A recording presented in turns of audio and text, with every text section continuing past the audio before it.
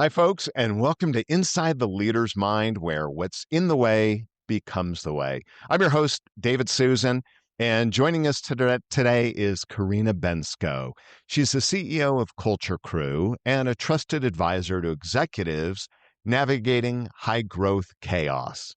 With over 12 years in HR strategy and people operations, she's helped companies scale from startup to global organizations, solving problems before a payroll mistake becomes a trust issue, and before we'll figure out HR out later becomes a retention crisis.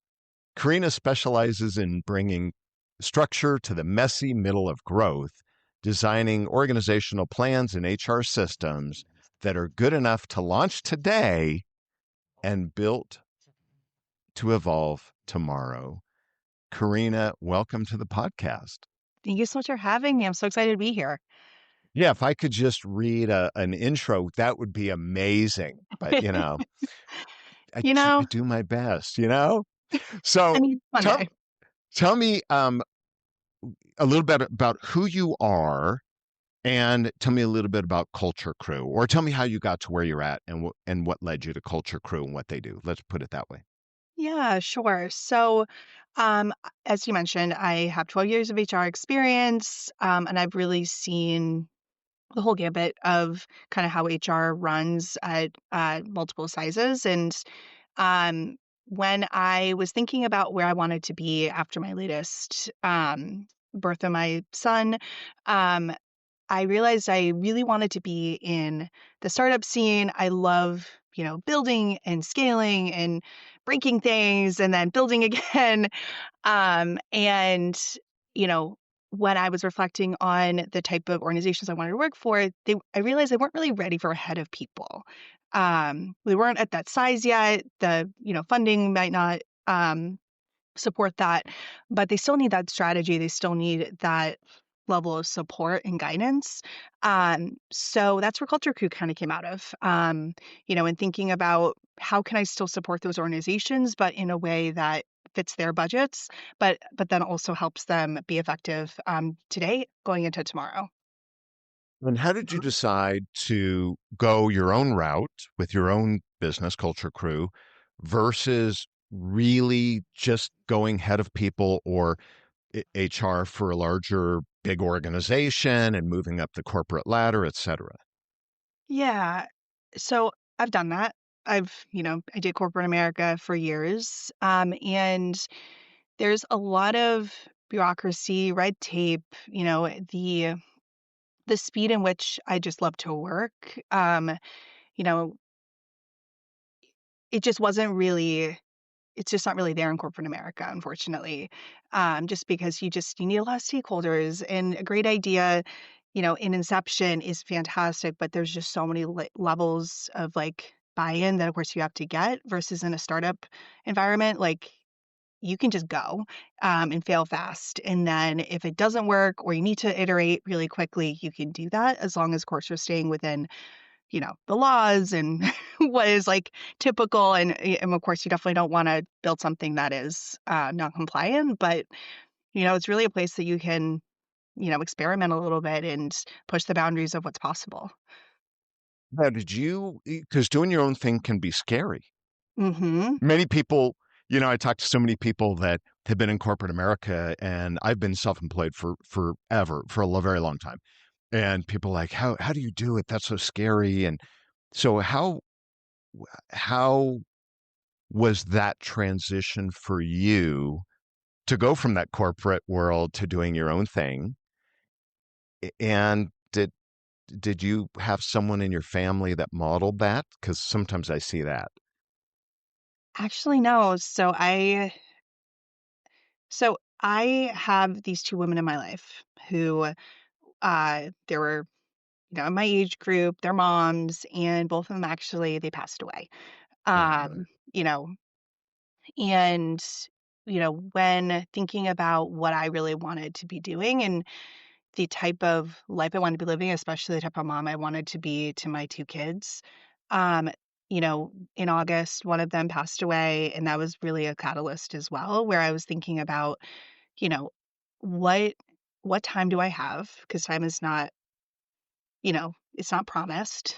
And what what type of environments and ways do I want to work? And when you're like, of course, when you're your own CEO and your own boss, you can manage your time. You can lead with your values, and you can also build out a kind of company that really you're excited to work for because it's yours. But then also, you can kind of manage your time how you see fit. um, but yeah, the past, I mean, I didn't see anybody doing this in my personal life. But I did actually have a mentor of mine, just through networking and conversation. She's actually the one that even said, why don't you do this? Like, you've got enough experience. You're really talented. You're amazing. Why don't you try going the fractional route, get an LLC, and like make the leap? And kind of with those kind of different pieces together, it really made me say, why not? Like, let's do this. Let's try it out. Really let me bet on myself. Especially since I was so sure about the type of companies I wanted to work with. And the way into that was just through my own LLC and being able to have a lot of fun along the way, just building something that I think is really cool. So cool. I love that. And I love hearing those kind of, in a way, origin story, how people start. Yeah. Um, so you're in HR. When did you first realize you loved HR? When I was 19 years old, I was in college. What? Yeah. What? Yeah, so I was in college, I was a freshman, and, um, I actually studied psychology, so, being in the minds of the people was always kind of part of my track. But, when I initially was thinking about where I wanted to go, what I wanted to do, initially it was gonna be a clinical psychologist. I had my whole path, you know, out there, and I was ready to go. Um but then as I actually took a course, freshman year in HR Management 101, because my college allowed us to take courses in our major classes and minors, freshman year. I just fell in love. I was like, "This is the coolest profession in the world. Um, Tell me more." And then as I kind of went along in my career, I just fell more and more in love with what HR is, and also seeing the evolution in the last 12 years, because it is so different in terms of how HR shows up in the workplace. There's very much a new guard approach of, uh not really. I don't like I hate the seat at the table approach. I think we are the table because we are in the middle of, like, every single part of how the business operates. Because the people are the ones doing the work. So, we're really the specialists to that. Very cool. And I know we had talked ahead of time when we first met each other here, and you talked about HR is balloons and cupcakes, and you said, it's really not. HR is business Mhm, strategy. What was the moment with that shifted for you where you realized, oh, HR isn't just, make because that's what everyone says. I want to get in HR because it's just going to be, you know, mhm. they don't say balloons and cupcakes, but what was the moment when that shifted for you? Yeah, I mean, I definitely had a sense that that's where HR was. I had a really amazing professor that, talked to the strategy and talked to the reasons why HR is there in the first place. But it was really a mentor of mine when I first got into the workforce. Like, it was my very first job. And she actually was the one that was like, listen, we are not the party committee. We are, we're strategists. We are like doing like some real work here. So, like, sure, we might be able to help with some party planning, work through the EAs, but like that's not our job. And so we need to make sure that, like, we are really focused on the right things. We're focused on the business strategy. We're focused on employee engagement and retention. And even at 21 years old, I'm an HR coordinator. I'm still just trying to learn like the ropes of like how to be in corporate America full time, and having that sort of mindset like so early on in my career, I think really shaped how I kept going into other companies and other roles because I was so protective to make sure that like we were the strategists and we were actually driving value. And always seeing kind of how can we drive more value in any company. Do you think this that what you learned there most people in HR know, or is there is there something else that um, you feel you've learned that a lot of HR people haven't yet learned? I think every HR person wants that to be their role, especially if they see other people doing something similar. And I think um, there's sometimes where folks are like, how do I get into that kind of work? Like in HR business partnerships is really where a lot of strategy happens. That's kind of a newer arm of HR the last like 10 years or so. And just really thinking about being basically an HR strategist to a certain business group. Um, but I think every HR person wants it. I think and that's where a lot of questions are like, how do I get the seat at the table? How do I drive more value? And not always knowing how to really align some of the programs that are being built. When we think about compensation, we think about onboarding, offboarding, performance management.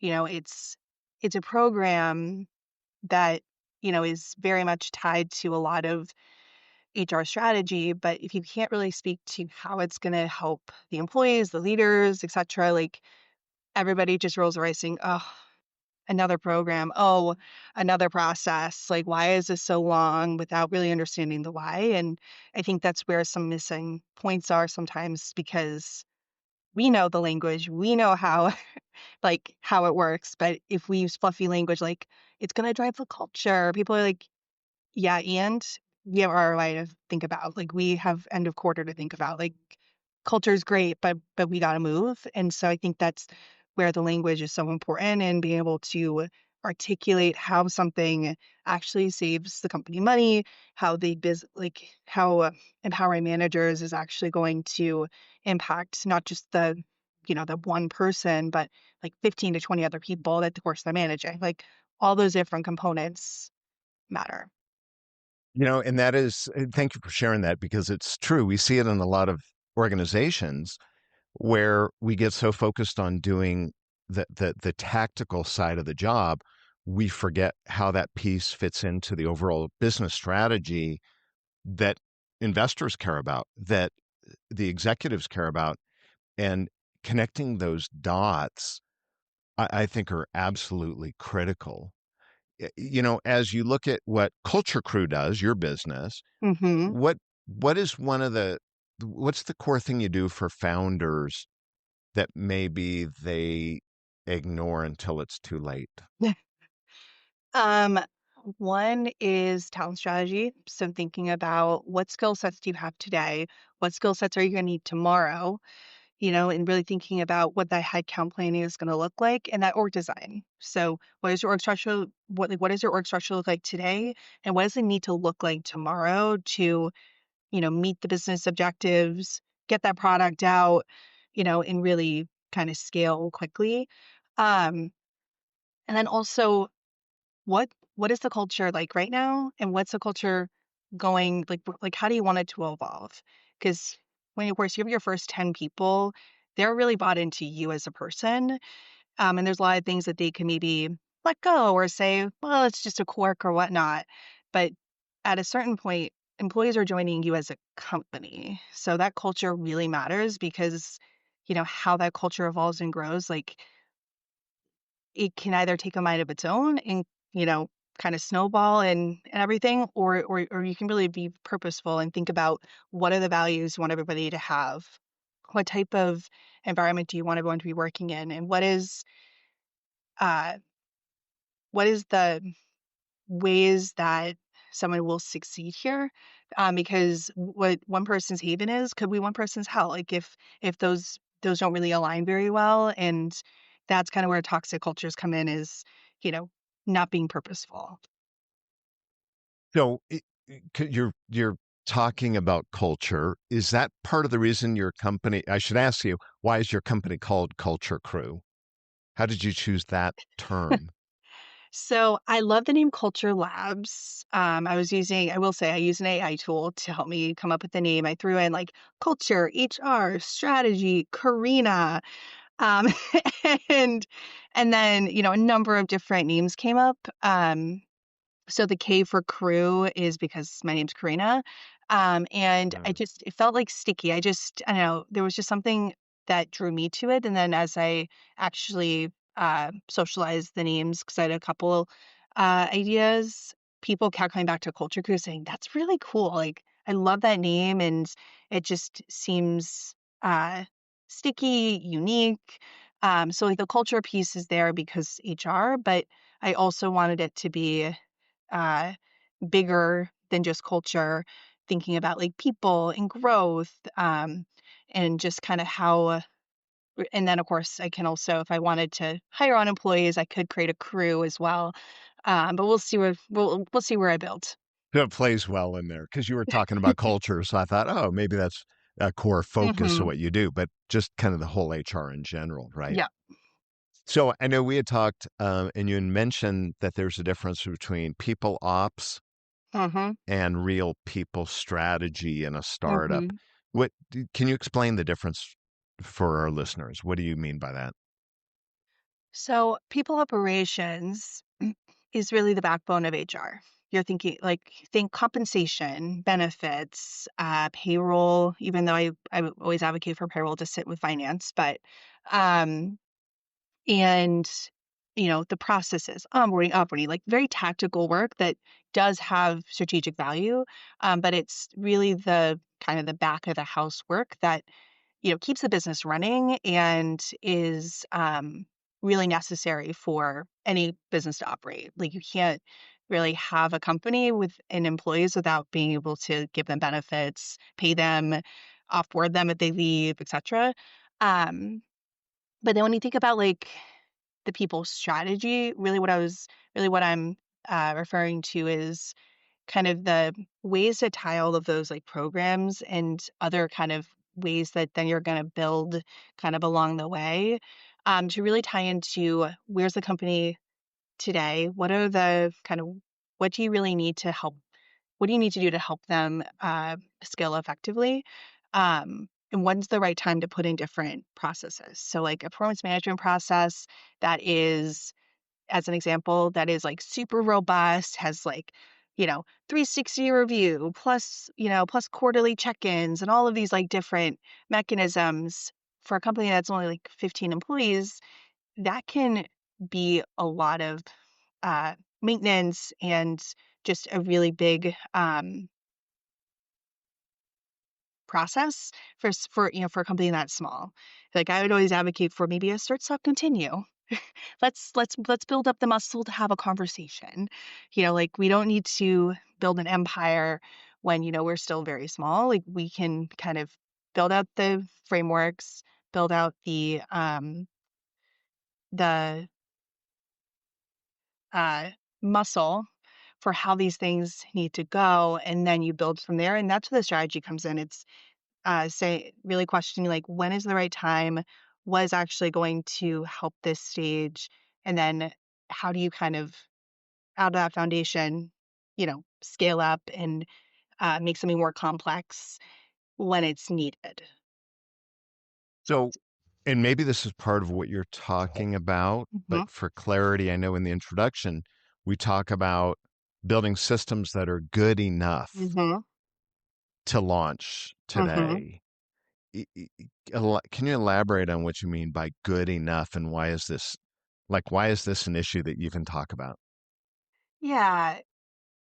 So when I say good enough, it's getting out of the mindset of we need to make this perfect before we put something in place. So think about onboarding as an example. Someone comes into your organization and you need to be able to help them understand their role, where they fit into the larger company, even if you're 15, 20 employees, but like, where does their role fit into maybe the sales process and the product strategy and process, in really helping them align kind of their role to the larger picture. And then also give them like the basics, like, what are their benefits? How do they get paid?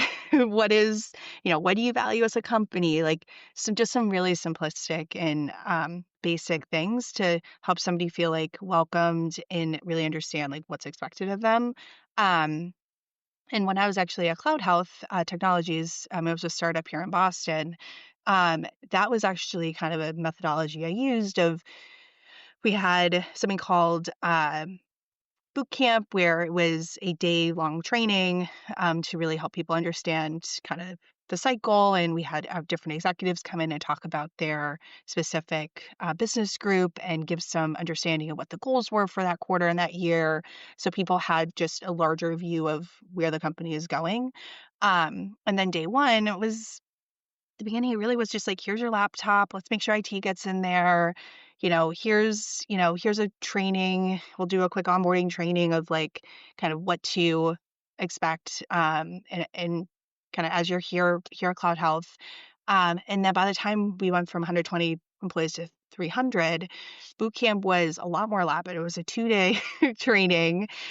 We had like a lunch. We really got a lot more detailed in kind of the business objectives. Day one was more elaborate, where we started having onboarding plans by different business group because we were at a size now where, we might have like 3 SDRs joining. So now we can have a buddy program and, very specific sales training for those individuals so they could actually sell faster. But again, like when you're scaling, you don't have to start at the onboarding plans, 3-day, 2-day training, you know, level. You can really just start at something where it just, really gets to the core of like, what do you really want this process to drive, which is I feel welcomed. I know what's expected of me and I can do my job tomorrow. Cool.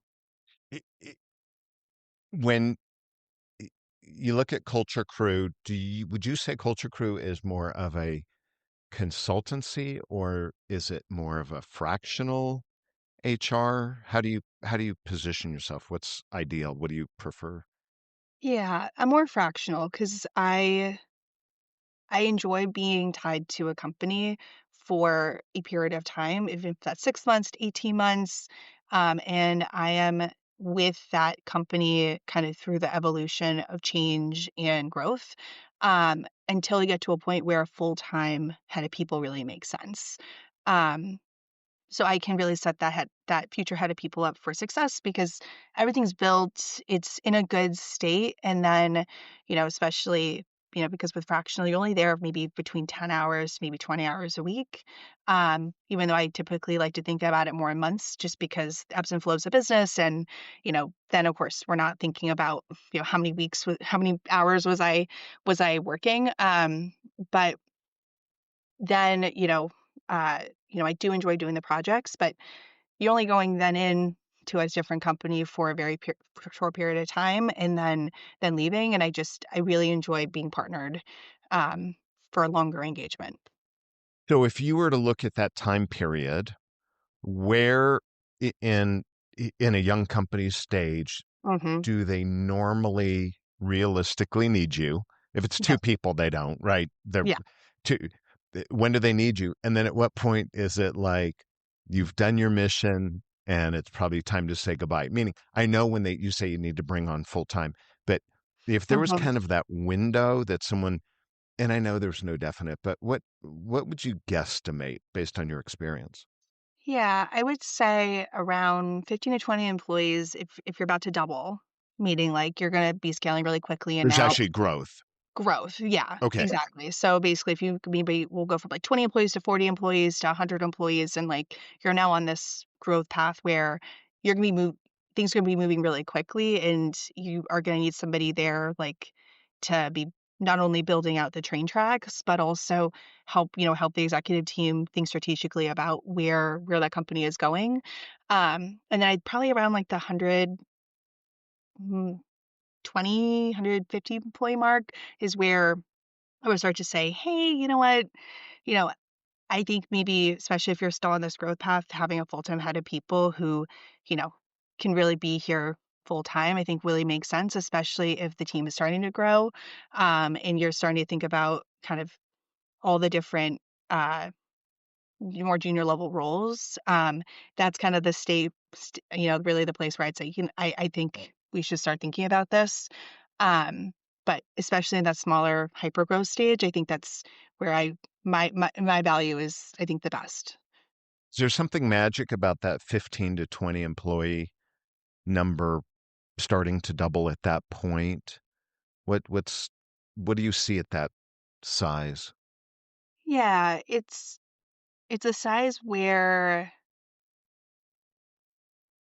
things are getting more complicated because again, you're moving from everybody knows like the executive team, it's really small, like and really all those people are really bought into those individuals to now that you're trying to hire people to be bought into the company, you need somebody to be thinking as like a strategist for how to use talent effectively, how to empower them, how to help them grow and learn, but then also again tie that back to where's the company trying to go and be a really strong advocate for um,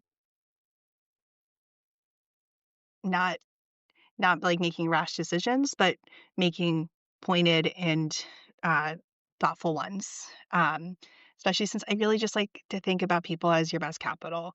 It's I know a lot of finance leaders will say that it's a budget line on on the spreadsheet and it's losing money because of benefits and all this stuff, and especially if you think about G&A functions, we are typically the ones that use money and not always put money back in. Um, but I think using it, seeing it more as capital of how do you invest appropriately. Um, I think that that is really just the best way to think about people. It's leveraging the capital you have, Mm-hmm. which is human capital, right? And I think you're right. I think people look at technology, they look at everything, they're like, oh, this Mm-hmm. is either making us money or whatever.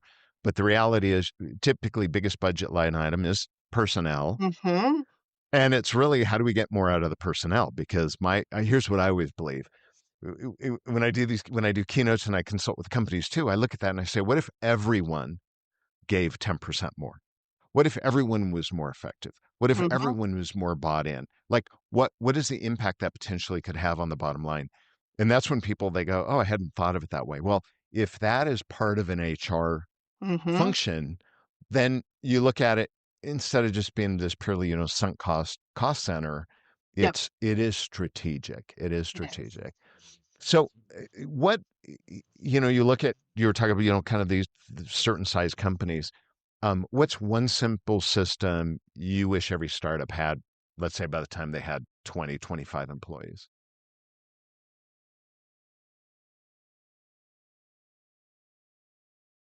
Something that they systematized or something by then. Any ideas? Or is it just HR? Is it just defining culture? I think it's just HR because the thing is there's so many different systems to be putting in place. Um, you know, I will say, uh, if you don't pay people on time and correctly, nothing you do matters. Like, because that's kind of at the end of the day, that's table stakes. So if you don't pay people on time and don't do it well, um, and you don't give them their benefits on time, like all those really just core basic things, you could have the best onboarding program in the world, you could have the best performance management program in the world, but if you can't do that, really nothing else matters. Is this an issue in smaller companies especially early on as they're growing? Um, I think it's more thinking, and again, I really try to get away from HR being just compliance, but that is something where if you don't know the nuances uh, in the US, globally, I think about an example of like somebody leaves an organization and there's some really clear laws on like when you need to pay someone their last paycheck. If they leave on their own accord, if they if you let them go, there's like a lot of kind of just very small laws that, depending on what state they're in or even what country they're in, like you need to know it. And if you don't have somebody that's an expert that can help you navigate those, you know, you could get yourself in trouble. and make others feel really frustrated, um, which of course impacts the culture and all the other things we've already talked about on this podcast. Yeah. And it's fascinating as I've been around, especially HR, there's Mhm. so much. I went to an HR law course, and this is years after I was already in leadership, Mhm. management, hiring, and it just scared the out of me Mhm. because what I realized is a lot of the legal things don't always get passed down to people in leadership roles. Mhm. And like questions I would ask in interviews or the way Mhm. we handle something. How do you help a small company avoid the risk of, potential litigation because of personnel problems, because they don't know, they don't understand the law. They don't understand that there are laws around this, and this. Yeah, I mean, so I do actually offer strategic advisories. So for smaller organizations that just need to gut check, like, can we do this? That's always a way that I can support those businesses. But then also if I'm there, it's really just saying like, let's not make any people decision without me being part of it. Because the worst thing that can happen is people basically seeing HR as the cleanup crew and instead of a strategic driver for, growth and revenue. Um, so yeah, it's just talk to HR early, even if it's even an idea. You're like, I think someone's underperforming. I think I want to let somebody go. What do we need to be thinking about? And then, of course, you can help them there. Or, hey, we're about to do some recruiting. I want to ask somebody about. I'm kind of worried that they might be, they might have kids soon. Can I ask that in the interview? The answer is no. Listeners, the answer is no. You can't ask that in the interview. Um, so Uh, that but like that sort of stuff. what about the blind spots? So the blind spot meaning I I didn't know to ask. I Mm, didn't know to ask our HR. I didn't know to ask about it. Do you provide, or is that something you could do for an organization? Because I know unless they've been through this themselves and they've had the training, there's a lot of risk and they end up making mistakes that can bite them on. Is that something that you could do to an organization where they said, hey, mhm, proactively come in, tell me what I need to know ahead of time so I don't mhm. screw things up, so I don't dig a hole? Yeah, absolutely. Yeah, no, definitely can run trainings. I actually have run multiple, just even in my career in general, like multiple manager effectiveness trainings. And just even thinking about in recruiting, what are the do's and don'ts in, how to and really run an effective one-on-one. Um, and also putting together trainings on onboarding, offboarding, kind of what to do, what not to do. And actually I am going to be doing a stop the funding, stop funding your competitors talent pipeline training in What does January. that mean?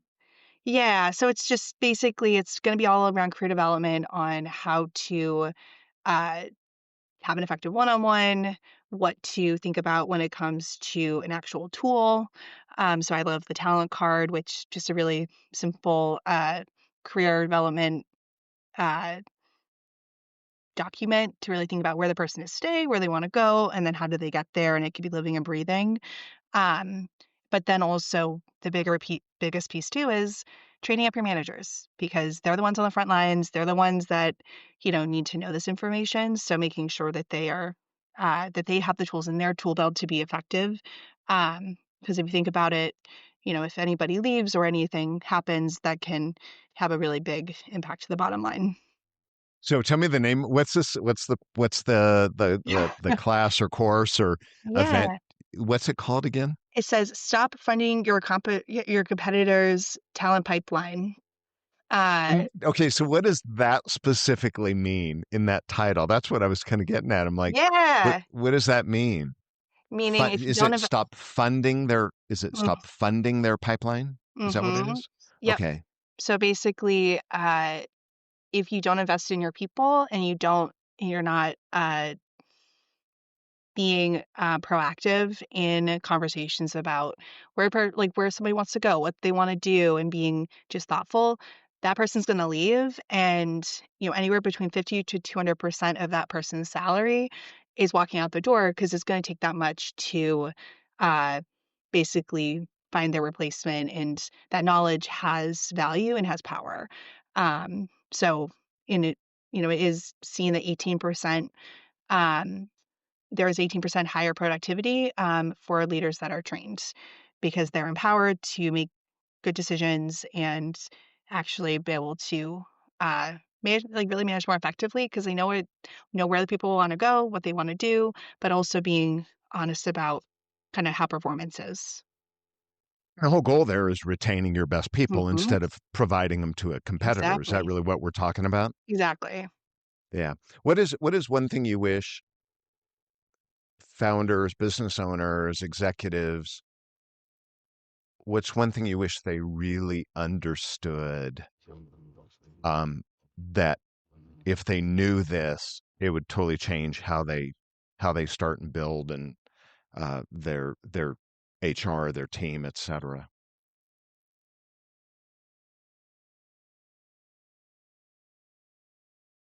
I wish that they knew that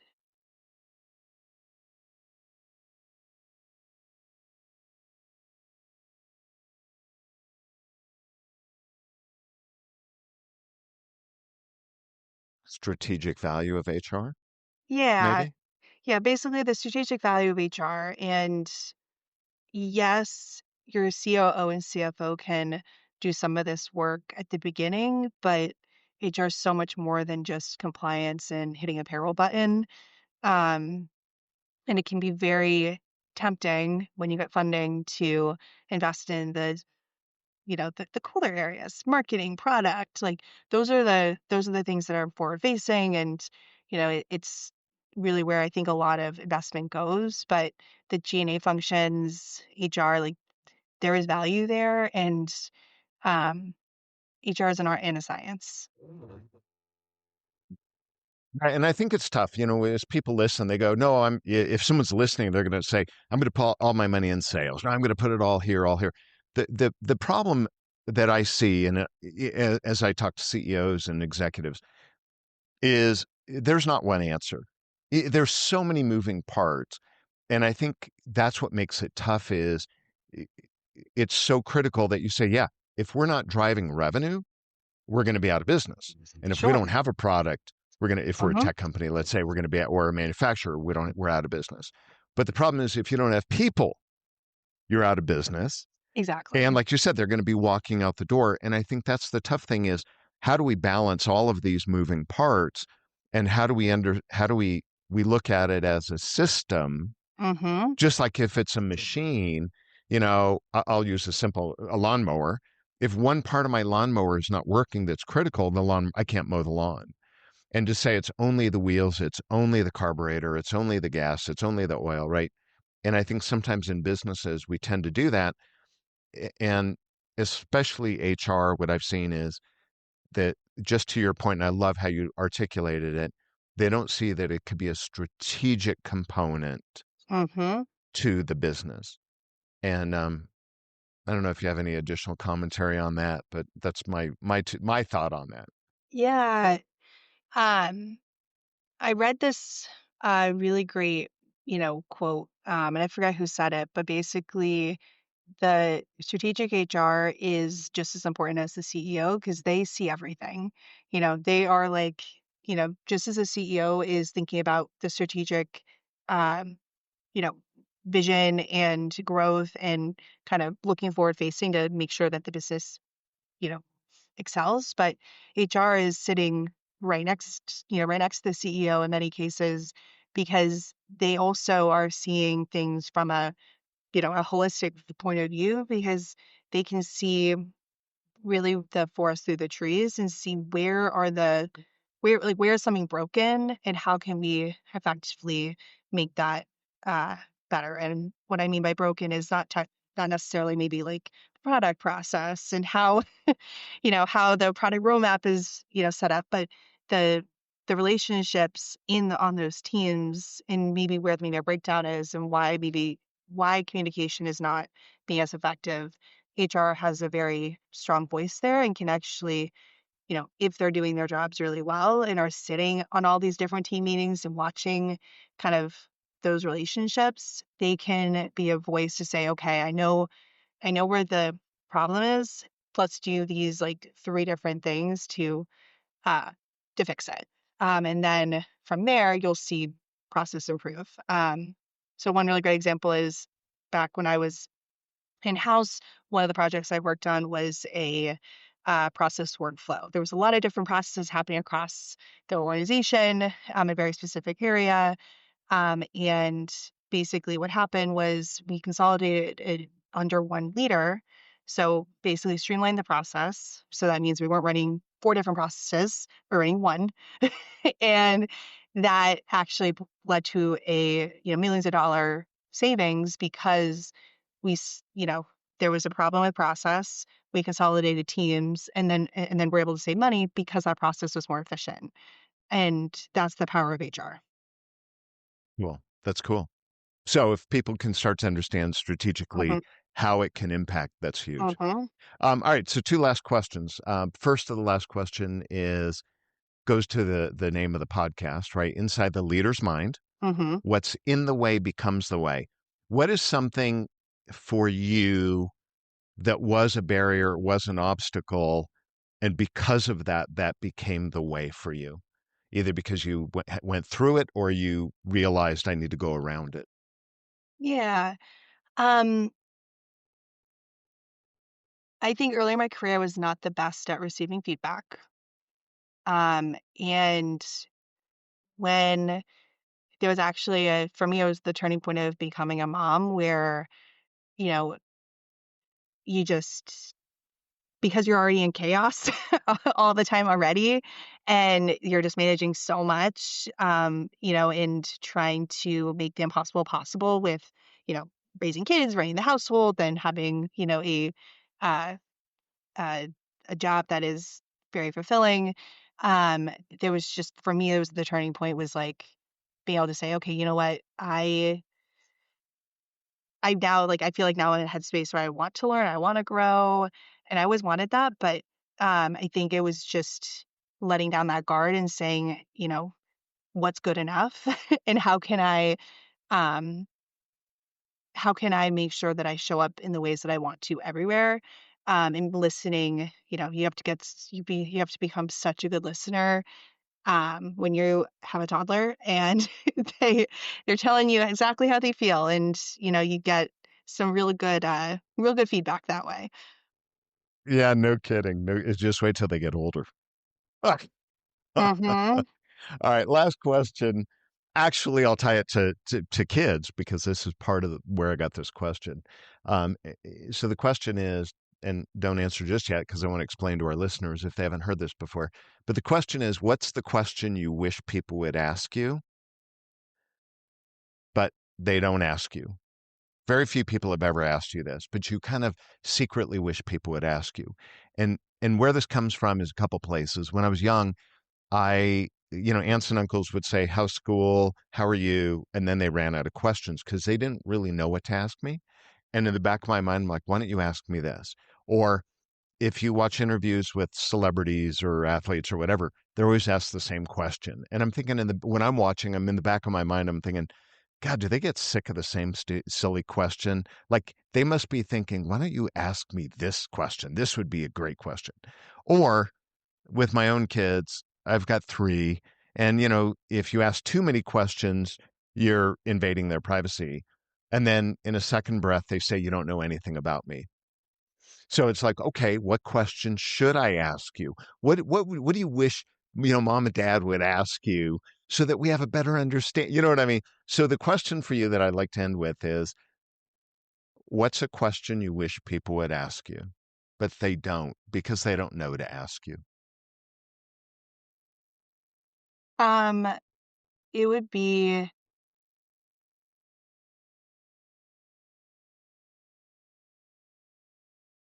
why do you love music so much? So I grew up Whoa. singing.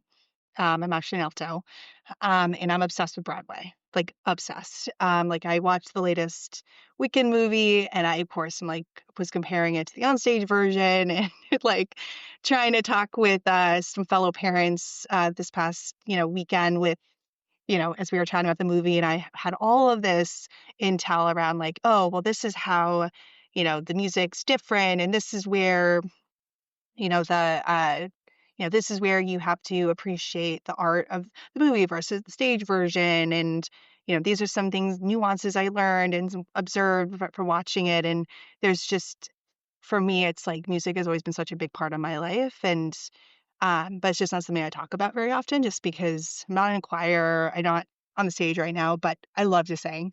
Uh, and I actually did take some voice lessons for a little bit this past year to get better at get better at a few songs to sing with my kids and bring that back into my life. But that's just some people don't really know about me and don't really know to ask. That is so cool. I love that you shared that. That is really cool. You'll have to meet my girls because, man, they are so into Broadway and music, and this is what they do all the Mhm. time. And they talk about, well, this person's voice and this one and this, and Mhm. and I can't keep up with it. So anyway, well, if someone wants to learn more about Culture Krew or you, what is the best way for them to learn more or get in touch? Either way. Yeah, sure. So, one, LinkedIn, Karina Bensko. I'm always checking my messages and such. Or if you are interested in having a longer conversation on where your company is today, where you want to go, and just want to have a free consult, Karina at culturekrew.com, and we can find some time to just chat and see where you're at and how I might be able to help. And the website is, www.culturekrew.com. and that's spelled. Cultr. I should know It's this. so funny. And that fun culture, but crew with a K. Yeah. Culture Krew Yeah. with a K. Yeah. And KREW.com. I'll make sure I put that in the show notes. So I didn't mean to stump you on your own website. So anyway, no, I'm just kidding. I'm just kidding. Well, Karina, it's been a pleasure having you on the show. Thank you so much for being with me Yeah. today. Thank you so much for having me. I really enjoyed this conversation.